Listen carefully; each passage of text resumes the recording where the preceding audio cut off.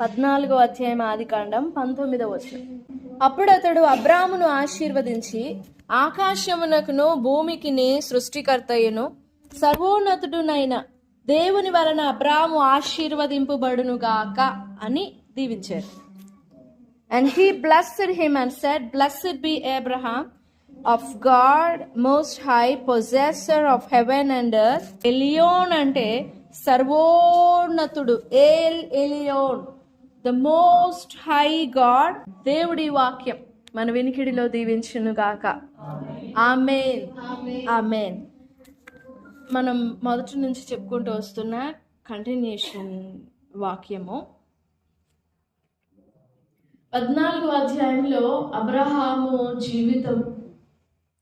జీవితంలో దేవుడు అబ్రామును నడిపిస్తుండిన విధానం, దేవుడు అబ్రామును ఎలాంటి మార్గము గుండా ప్రయాణింపజేస్తున్నాడో, దేవుని కార్యాలు, దేవుని నడిపింపు 14వ అధ్యాయంలో కనపడుతుంది. చాలా విధాలుగా కనపడుతుంది. మనం చెప్పుకున్నాం కదా, మొదటి వచనం నుండి 12వ వచనం వరకు ఏం కనపడుతుంది?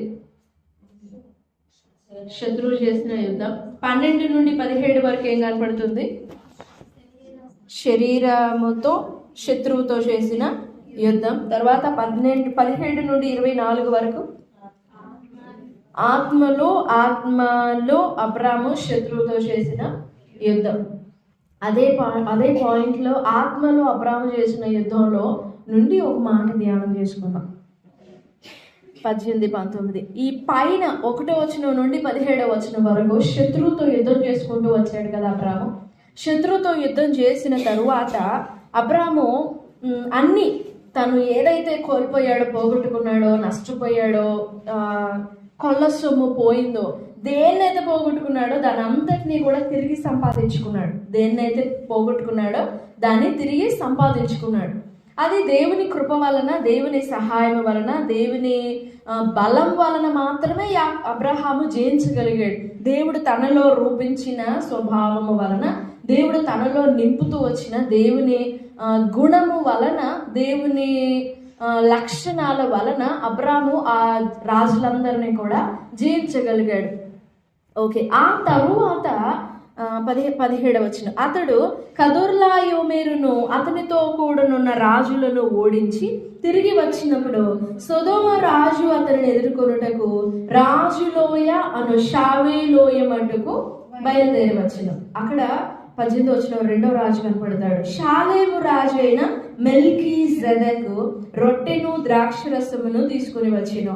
అతడు సర్వోన్నతుడకు దేవునికి యాజకుడు. అప్పుడు అతడు అబ్రామును ఆశీర్వదించి, ఆకాశానికి భూమికి సృష్టికర్త సర్వోన్నతుడు. ఏం లేదు, ఆకాశానికి భూమికి సృష్టికర్త సర్వోన్నతుడైన దేవుని వలన నువ్వు ఆశీర్వదింపబడుదు అని దీవిస్తాడు. ఆ దీవించి 20 నీ శత్రువులను నీకు అప్పగించిన సర్వోన్నతుడగు దేవుడు స్తుతింపబడును గాక అని దీవించాడు. 14 ఆదికాండం 18, 17, 18, 19, 20 ఆ దీవించిన విధానాన్ని ఆలోచన చేయండి. శత్రువుని గెలుచుకొని వచ్చాడు అబ్రాము గెలిచింది తన యుద్ధం కూడా కాదు. పర్టికులర్గా చెప్పాలంటే తన యుద్ధం కాదు, అది తన తమ్ముడు చేయాల్సిన యుద్ధం. ఆ తమ్ముడు చేయవలసిన యుద్ధాన్ని తనదిగా భావించుకుని, తన తమ్ముడు నష్టపోతే తాను నష్టపోయినట్లే అన్నట్లుగా భావించుకొని పోయి తను చేసుకొని వచ్చిన యుద్ధానికి ఎలాంటి ప్రశంస కలుగుతుందో చూడండి, ఎలాంటి ఘనత కలిగిందో చూడండి, ఎలాంటి దీవెన ఆశీర్వాదం కలిగిందో చూడండి. తన తమ్ముని పక్షంగా పోరాడి చేసిన యుద్ధానికి అలాంటి ఆశీర్వాదం కలిగితే, ఇక తనకు చేసుకున్న తన కొరకు తాను చేసిన యుద్ధానికి ఎలాంటి ఆశీర్వాదం వస్తుంది? నా మాట అర్థమైందా? తన తమ్ముడు చేయాల్సిన యుద్ధాన్ని తను చేసి గెలిస్తేనే అలాంటి ఆశీర్వాదం వస్తే, తను చేయవలసిన యుద్ధాన్ని తను చేస్తే ఇంకెలాంటి ఆశీర్వాదం వస్తుంది? నా మాట అర్థమైంది కదా? స్తోత్రం చూడాలి. హల్లెలూయా. సరే, ఆయన దీవించిన ఆశీర్వచనం ఏంటి? 2 దీవించాడు. 2 ఒకటే, కాకపోతే ఆ రెండింటిలో కూడా కొంచెం ప్రత్యేకంగా ఉంటుంది. ఒక్క మాటే, ఆకాశానికి భూమికి సృష్టికర్త సర్వోన్నతుడైన దేవుని ఆశీర్వాదం నీకు వస్తుంది అన్నాడు. దానిలో నీ శత్రువులను నీకు అప్పగించిన దేవుని వలన నువ్వు దేవుడు స్తుతింపబడును గాక. పర్టికులర్ దీవెన ఏం లేదు అందులో. నీ సంతానం గొప్పదవుతుంది, నువ్వు భూమి మీద విస్తరిస్తావు, నేను దేవుడు నీకు తోడై ఉంటాడు. ఉన్నాయా? దేవుడు నీకు తోడై ఉంటాడు, దేవుడు నిన్ను దీవిస్తాడు, నువ్వేం భయపడకము అబ్రామ, యుద్ధం చేసి వచ్చావు కదా, అలసిపోయావు కదా, నువ్వు ధైర్యంగా ఉండి. అలాంటి మాటలు ఏమైనా ఉన్నాయా? ఏమి కనపడవు. రెండు. ఆకాశానికి భూమికి సృష్టికర్త సర్వోన్నతుడైన దేవుడు నిన్ను ఆశీర్వదించుగాక, నీ శత్రువులను నీ చేతికి అప్పగించిన సర్వోన్నతుడకు దేవుడు స్తుతింపబడునుగాక. ఆ దీవెనలలో ఏం అర్థం చేసుకోవాలి అబ్రాము? ఏం అర్థం చేసుకొని తను ఒక ఆన్సర్, తను ఒక ఆఫరింగ్ ఇచ్చాడు అక్కడ 20వ వచనం.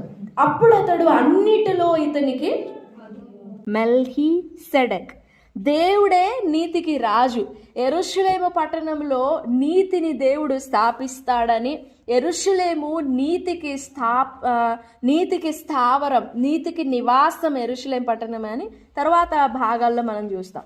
కానీ ఇక్కడ అబ్రామును ఎదుర్కొన్న రాజు నీతికి రాజు ప్లస్ సర్వోన్నతుడగు దేవునికి ఆయన యాజకుడు. ఆయన వచ్చేసి సృష్టికర్తయు సర్వోన్నతుడైన దేవుడు స్తుతింపబడునుగాక, సృష్టికర్తయు సర్వోన్నతుడగు దేవుడు నిన్ను ఆశీర్వదించుగాక అనంటే ఏమర్థమైంది అబ్రహాముకి? అందులో ఏమర్థమైతే అతనికి 10వ వంతు, అన్నింటిలో 10వ వంతు ఇస్తాడు. నా మాట జాగ్రత్తగా గమనించండి. యెహోవా ఆశీర్వదించునుగాక, యెహోవా స్తుతింపబడునుగాక, యెహోవా ఆశీర్వదించునుగాక, యెహోవా స్తుతింపబడునుగాక. దానిలో మనకి ఏం అర్థమైంది? దేవుడు నిన్ను దీవిస్తాడమ్మా అని అంటే ఏం దీవెని అర్థం చేసుకోవాలి? నీ సంతానం దీవిస్తాడమ్మా అని అంటే ఓకే, బాగుంటుంది. నీ ఉద్యోగం దీవిస్తాడమ్మా అని అంటే బాగుంటుంది. నీ ఆత్మీయ జీవితాన్ని దీవిస్తాడమ్మా అంటే బాగుంటుంది. అవేవి కాకుండా మే గాడ్ బ్లెస్ యూ అంటే ఏం అర్థం చేసుకోవాలి? ఆయన చెప్పింది అది just may God bless you, the creator of heaven and earth and the most high God bless you and he may be blessed, ఆయన స్తుతినందుగాక. ఆ రెండింటిలో అబ్రహాముకి ఏమర్థమైంది? ఏమర్థమయ్యి తన దగ్గర ఉన్నదంతటిలో నుండి 10% తీసిచ్చాడు. ఇక్కడే స్టార్ట్ అయింది 10%. తనకున్నదంతటిలో నుండి, అన్నిటిలో నుండి చూడండి. అప్పుడు అతడు అన్నిటిలో ఇతనికి 10వ వంతు ఇచ్చెను. ఎంత వంతు? 10వ వంతు. అతని దగ్గర ఉన్నదంతటిలో అబ్రామ్ మొదలుగానే ఆస్తిపరుడు, మామూలుగానే ఆస్తిపరుడు. అందులో ఈ యుద్ధం చేయగా 5 రాజులను ఓడించుకొని వచ్చాడు కదా. ఓడించుకొని వచ్చినప్పుడు ఉన్న సొమ్మంతా తెచ్చేశారు తన దాసులు. తెచ్చుకోవాలి, శత్రు దగ్గర ఏం మిగల్చకుండా దోచుకోవాలి. పోనీలని జాలి పడకూడదు, శత్రు దగ్గర ఏం మిగల్చనేయకూడదు. వాడు తిరిగి నీ మీద దాడి చేయకుండా ఉండాలి అని అంటే, తిరిగి నీ మీదకి ఎక్కకుండా ఉండాలి, నీ మీద దాడి చేయకుండా, ప్రయత్నం చేయకుండా ఉండాలంటే శత్రు దగ్గర ఉన్నదంతా నిర్దాక్షిణ్యంగా దోచుకోవాలి. వానికి మన మీద అవకాశం దొరికిందనుకో ప్రాణాన్ని కూడా దోచుకుంటాడు కదా. మన ఆరోగ్యం దోచుకుంటాడు, బలం దోచుకుంటాడు, మన విశ్వాసం దోచుకుంటాడు, మన ప్రవర్తనని దోచుకోడా? మన క్రియలన్నీ దోచుకుంటాడు. మరి వాని దగ్గర వాని క్రియలను ఎందుకు వదిలిపెట్టాలి? అబ్రాము మనకి నేర్పించే పాఠం అదొకటి. శత్రు దగ్గర ఉన్నదంతటి దోచేసుకోవాలి, పెరుక్కోవాలంతే. దావీదు ఉదాహరణ. శత్రువుని గొల్యాతుని ఒక రాయితో కొట్టేశాడు. చిన్న రాయి ఒకటి తీసుకొని కొట్టేసి ఏం చేశాడు? రాయితో కొట్టి ఏం చేశాడు? చిన్నపిల్లవాడు కదా, భయపడిపోయి వామ్మో దూరం నుంచి కొట్టడానికైతే కొట్టగలిగాను కానీ దగ్గరకు పోయి వాడిని ఎట్లా చూశాను నేను అని భయపడలా. వెళ్ళి వాని మీదకి ఎక్కి కూర్చుని వాడు వరలో నుండి కత్తి తీశాడంట. మనకి చేత శత్రువు వరలోని కత్తి నువ్వే తీయాలి, వాడు తీయకూడదు, భయపడకూడదు. వాని వరలోని కత్తిని నువ్వే తీసి వానిని ఛేదించాలి. బాలుడే కానీ ఎంత ఏమనాలి దాన్ని, ఎంత రోషం కలిగిన వాడు దావీదు. ఎంత రోషం అంటే చాలా భయంకరమైన రోషం కలిగిన వాడు. తీసి బాలుడు రాయి అయితే అలవాటు కొట్టగలిగాడు. ఎలా చేశాడు? ఆ తల ఛేదించడం ఎలా చేత అయింది?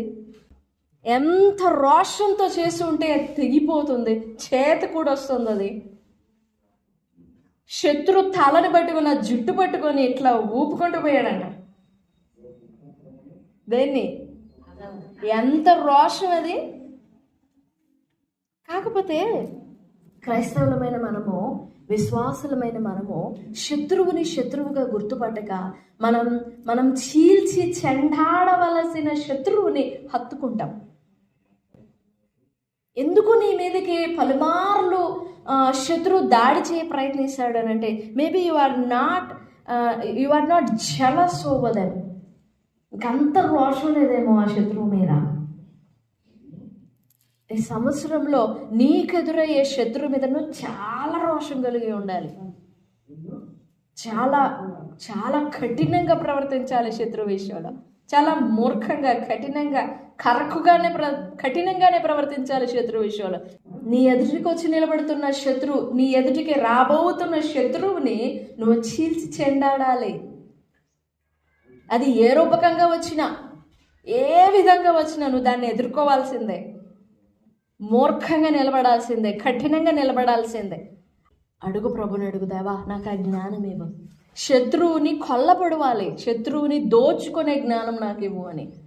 ఆ జ్ఞానం లేకపోతే కష్టం. నిన్ను దోచేసుకుంటాడు, నీ ఆరోగ్యం దోచుకుంటాడు, నీ మనసు దోచుకుంటాడు, నీ ఆలోచనలు దోచుకుంటాడు, నీ క్రియలు దోచుకుంటాడు, నీ ప్రవర్తన దోచుకుంటాడు, నీ స్వభావం దోచుకుంటాడు, నీ ఆలోచనలు దోచేసుకుంటాడు, నీ దగ్గర ఉన్న శక్తి దోచేసుకుంటాడు, నీ దగ్గర ఉన్న సమాధానం దోచేసుకుంటాడు, నీ దగ్గర ఉన్న విశ్వాసం దోచేసుకుంటాడు. ఇంకేముండదు.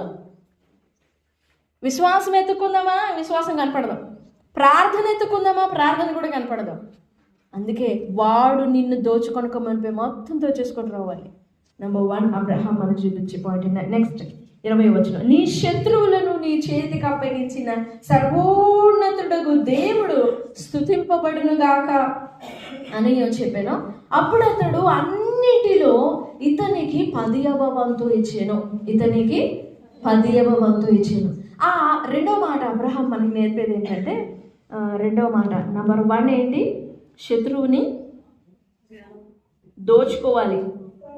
నెంబర్ 2 ఏంటంటే, దేవుడు మనకి జయం ఇచ్చిన తర్వాత, దేవుని ఆశీర్వాదం పొందిన తర్వాత, దేవుని దగ్గర నుండి నువ్వు ఒక మాట పొందిన తర్వాత నువ్వు మౌనం ఉండకూడదు.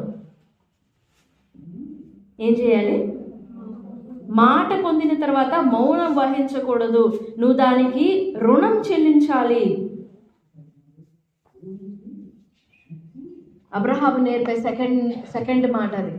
దేవుడు నీతో మాట్లాడిన తర్వాత, if you really understand that this is the word, this is the promise of God, దేవుడు నీతో మాట్లాడగా, దేవుని మాట నువ్వు పొందగా, నువ్వు ఊరికనే దేవుని మాట పొందకూడదు.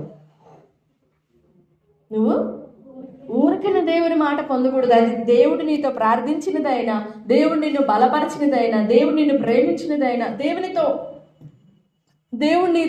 దేవుని మాట నువ్వు పొందుకొనగా నువ్వు ఊరికనే దాన్ని ఊరికే ఉంచకూడదు. అబ్రాహాము నేర్పే పాఠం అది.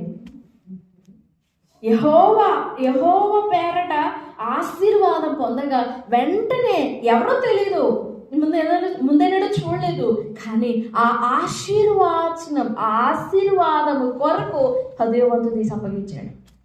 అబ్రహాము యొక్క విశ్వాసము అది. ఎప్పుడు కూడా దేవుని మాటను ఊరికే పెట్టద్దు, ఊరికే ఉంచొద్దు. దేవుని మాటని గౌరవించాలి. మాట మాట్లాడిన దానికి, ఆ మాట అంతటికి రుణం ఎన్నటికి తీర్చుకోలేము, కానీ నువ్వు గౌరవించాలి.